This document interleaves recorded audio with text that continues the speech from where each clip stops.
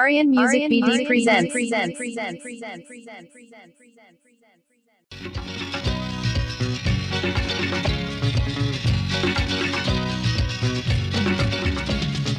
মাফ কইরা দেন ভাই।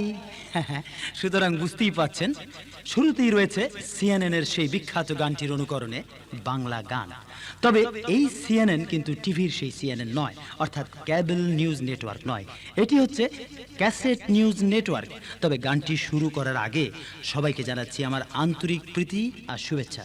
চলুন শোনা যাক সেই গানটি। হারাইয়া রাস্তায় গিটারটা বাজাই, ডুগি তবলা নাই, লগে ডেরাম নাই, খালি গলায় গান গাই।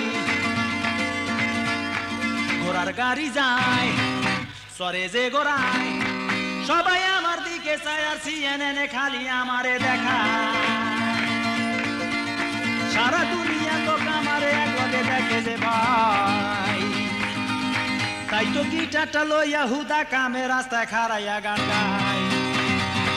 কিছু কইতে চাই, কেমনে কই বলো, কেমনে কই বলো, কেমনে কই বলো না। এটা কি কয় তাই ডরে কিছু কইতে চাই না। মাফ কইরা দেন ভাই, মাফ কইরা দেন ভাই, মাফ কইরা দেন ভাই, মাফ কইরা দেন ভাই। সুতরাং এই ক্যাসেটের কোনো কথায় আঘাত পেলে আপনারাও আমাকে মাফ করে দেবেন, কারণ কার মনে যে কি আছে তা কিন্তু বোঝা মুশকিল। তাছাড়া অনেকের মনটাও কিন্তু তেমন পরিষ্কার নয়। এই দুই ব্যক্তির আলাপ শুনুন। আচ্ছা, ঠিকানা জানতে চাইলে কেউ কি এভাবে কথা বলে? ভাইজান, সরকার সাহেব কোন বাড়িতে থাকে? আরে মিয়া, মাথা খারাপ নাকি? আরে পুরো দেশটাই তো সরকারের। না মানে আমি মহিউদ্দিন সরকারের বাড়িটা খুঁজতে আসছিলাম। ও, এই পাড়ায় শুনেন 12 জন মহিউদ্দিন সরকার আছে। আপনি কোন সরকারের কথা কইবার লাগছেন? ওই যে চান্দি ছোলা? না। ও আচ্ছা, তার গায়ের রংটা কি, কালার না ব্ল্যাক এন্ড হোয়াইট? সেম বর্ণ। সেম বর্ণ মানে কালার। আচ্ছা, থুতনির গোড়ায় কি কোনো আঁচিল আছে? না। মোচ আছে? আছে।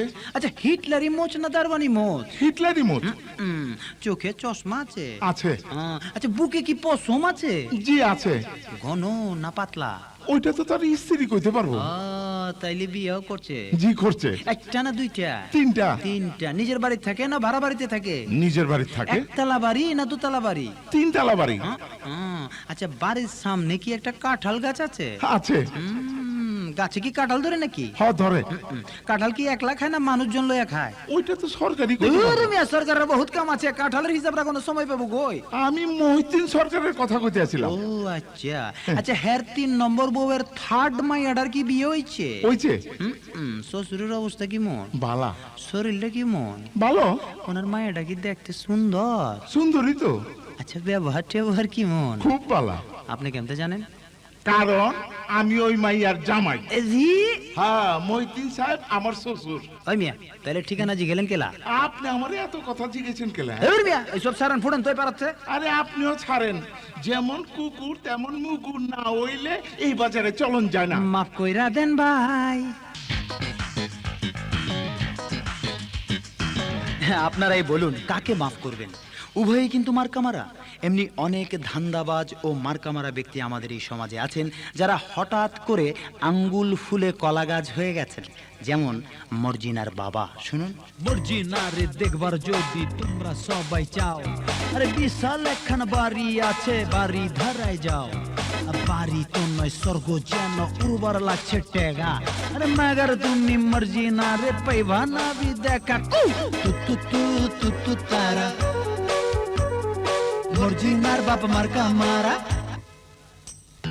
তু তু তু তু তু তারা মর্জিনার বাপ মার্কা মারা। একটুখানি উকি দিলে খবর কইলাম আছে। আরে এলসোশিয়ান কুত্তা একটা ছুইটা আইব কাছে। মর্জিনারি খুমান নকশা কইমো কি ভাইয়া। আরে চাঁদের আলো ঝিল্লি মারে, গলায় সোনার হার। ও তু তু তু তু তু তারা মর্জিনার বাপ মার্কা মারা। তু তু তু তু তু তারা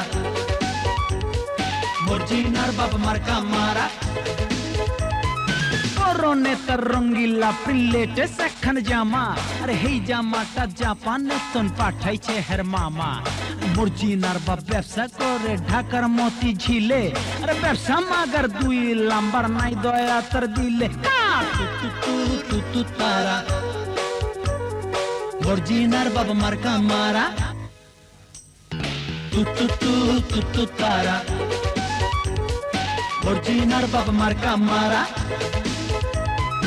ঘটনাটা জানা সবার কইয়া তো লাভ নাই আরে উপর লেভেল খাতির হেভি আলগা কামাই ভাই মর্জিনার বাপ মালভি কামায় বহুত ধরিবাজ হোল ফ্যামিলি কালো টাকার ফর্মে আছে আজ তু তারা মর্জিনার বাপ মার্কা মারা তু তারা মর্জিনার বাপ মার্কা মারা তু তারা মর্জিনার বাপ মার্কা মারা তু তারা মর্জিনার বাপ মার্কা মারা তু তারা মর্জিনার বাপ মার্কা মারা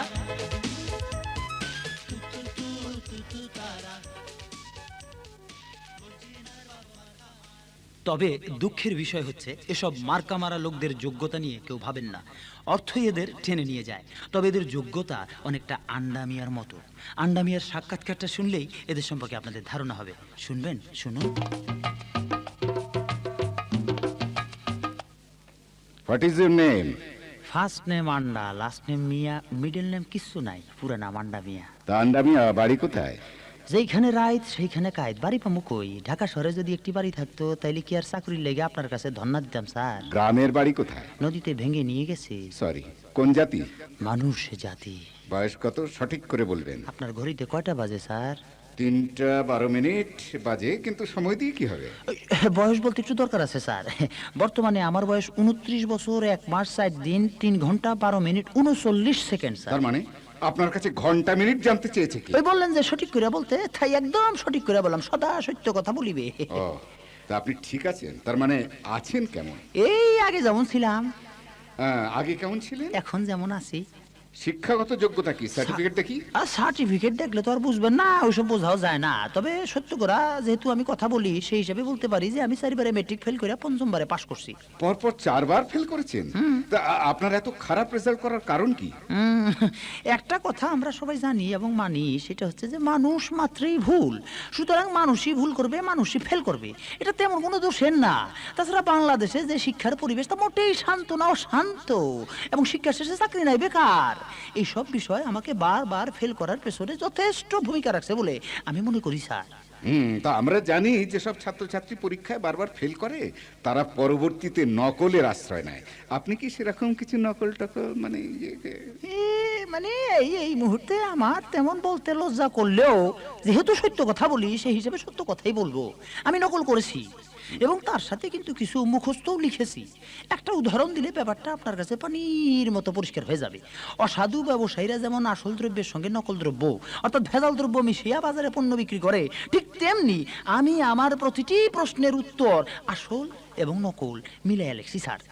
প্রতি বছর ফেল করার পরে আপনার পরিবারের কি রকম প্রতিক্রিয়া আপনার উপর পড়েছে? সেটা যদি বলেন তাহলে বলা যায় যে প্রতিক্রিয়া এবং পার্শ্ব প্রতিক্রিয়া দুইটাই সমানভাবে আমার উপর পড়ছে।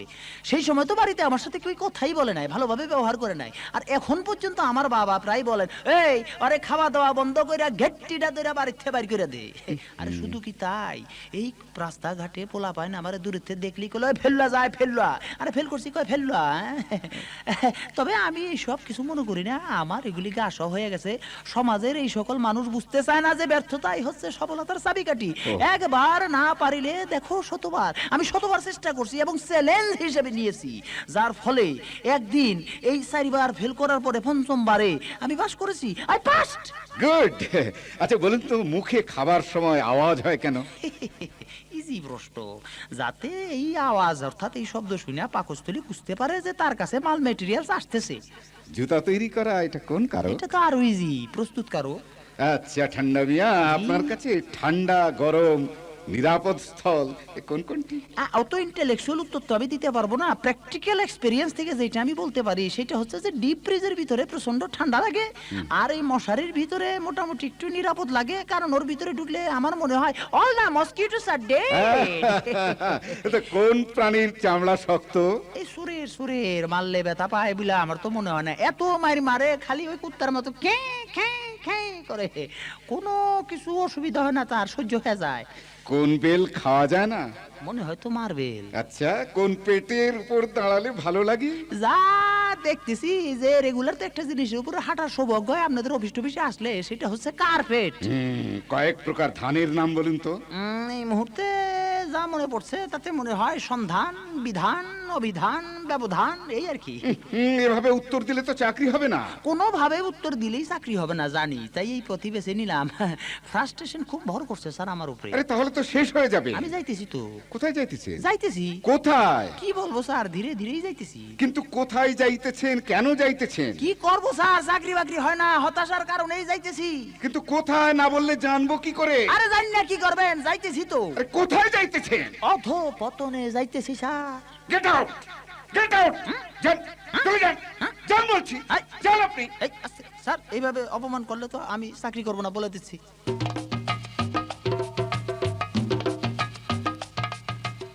কথা শুনে বোঝা যাচ্ছে আন্ডা মিয়া অনেকটা মানসিক ভারসাম্যহীন, অর্থাৎ অসুস্থ। এই অসুখ হলে আমরা অনেকেই চিকিৎসকের শরণাপন্ন হই, কিন্তু রোগ বর্ণনায় অনেকেই কিছু অদ্ভুত শব্দ প্রয়োগ করে থাকি, যেমন কামড়ানো, চাবানো, ঘুরানো, চিনচিন করা, শিনশিন করা, পিনপিন করা ইত্যাদি ইত্যাদি। এর ফলে রোগীর আসল সমস্যা বোঝাও কিন্তু অনেক সময় দুষ্কর হয়ে ওঠে। সদ্য গজিয়ে ওঠা বিজ্ঞাপন ও লিফলেট নির্ভর একটি দাওয়াখানায় তেমনি কিছু রোগীর আগমন।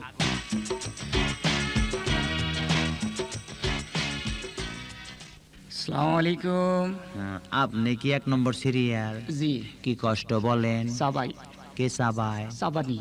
কিসের চাবানি? পুরা শরীর সাবাই। কিসে চাবায়? আরে ধরতে পারতেছি না দেখেই তো আপনার কাছে আইছি বাবা। কোথায় চাবায়? শরীরের প্রতিটি জয়েন্টের প্রতিটি পয়েন্টে সাবাই, শিরাই শিরাই সাবাই, গিরাই গিরাই সাবাই, হাতে সাবাই, দাঁতে সাবাই, গায়ে সাবাই, পায়ে সাবাই, শুইতে সাবাই, বইতে সাবাই, যাইতে সাবাই, রাইতে সাবাই, খাইতে একটু বেশি সাবাই। আপনি বেশি করে গাছ গাছ চাবান, দেখবেন চাবানি ভালো হয়ে গেছে। কিন্তু আমি যার চাবাইতে চাই না। তারও ব্যবস্থা আছে, আমরা চাবাইয়া রস দিয়ে দেব। কম্পাউন্ডার শোনো, মাদার গাছের কাটা আর গাব গাছের আটা, এই আখের রস আর দামের কস ভালো করে হামান দিতে চাবাইয়া 1 ডিব্বা বইরা আর দিয়া দাও, আর 2 নম্বর পাঠাও। বলবো ডাক্তার সাহেব? বলেন, আপনার কি চাবানি না কামরানি? ধরছেন ঠিকই, কামড়ায়, হাত পাও কামড়ায়, কানে কামড়ায়, চোখে কামড়ায়, নাকে কামড়ায়, পেটে কামড়ায়, চুলে কামড়ায়, নখে কামড়ায়, ভ্রুতে কামড়ায়, আর কিসে কামড়ায়? সার পোকায় কামড়ায়, মশায় কামড়ায়, পিঁপড়ায় কামড়ায়, মাঝে মাঝে গায়ের চামড়ায়, কুত্তায়ও কামড়ায়। আপনিও কামড়ানির অভ্যাস করেন। পানি খাইবেন কামড়াইয়া, চা খাইবেন কামড়াইয়া, শরবত খাইবেন কামড়াইয়া, কোল্ড ড্রিঙ্কস খাইবেন কামড়াইয়া, আর নারকেল খাইবেন গিল্লা, দেখবেন অসুখ বাইরে গেছে ঠেললা। ওই তৃতীয় পেশেন্ট পাঠাও। কি আইছে? ব্যথা গো, সারা গায়ে ব্যথা। হাত চিনচিন করছে, দাঁত শিনশিন করছে, পা পিনপিন করছে, পায়ে ঝিনঝিন করছে, কিছু খাইতে গেলে ঘিনঘিন করে। এইভাবে কে দিন শেষ হয়ে যাচ্ছে গো ডাক্তার। 3 দিন বাসের হ্যান্ডেল ধরে গুলিস্তান থেকে মিরপুর যাইবেন, হাতের চিনচিনানি চলে যাবে। 3 দিন শক্ত বরফ চাবাইবেন, দাঁতের চিনচিনানি চলে যাবে। আলবিন দিয়া নিজের শরীরে 3 দিন ভোঁড় দিবেন, গায়ের ফিনফিনানি ভালো হবে। 3 দিন সুপারি গাছের মাথায় উঠবেন আর নামবেন, পায়ের ঝিনচিনানিও চলে যাবে। কিন্তু খাইতে গেলে যে ঘিন ঘিন লাগে। 3 দিন উপাস থাকবেন, তারপর ক্ষুধার রাজ্যে পৃথিবী গদ্যময় হইয়া যাবে, বৈদ্যের মতো খাইতে থাকবেন। অন্য পেশেন্ট পাঠারে। ইনি শেষ পেশেন্ট, বলেন। কি আর কমু, জ্বলতে আছে, দাউ দাউ করিয়া জ্বলতে আছে। কোন জায়গায় জ্বলে? কি জ্বলে? বাস জ্বলে না বাইরে প্রাইভেট কার জ্বলে? আরে না, ওই জ্বলার চিকিৎসা তো আপনি করতে পারবেন না।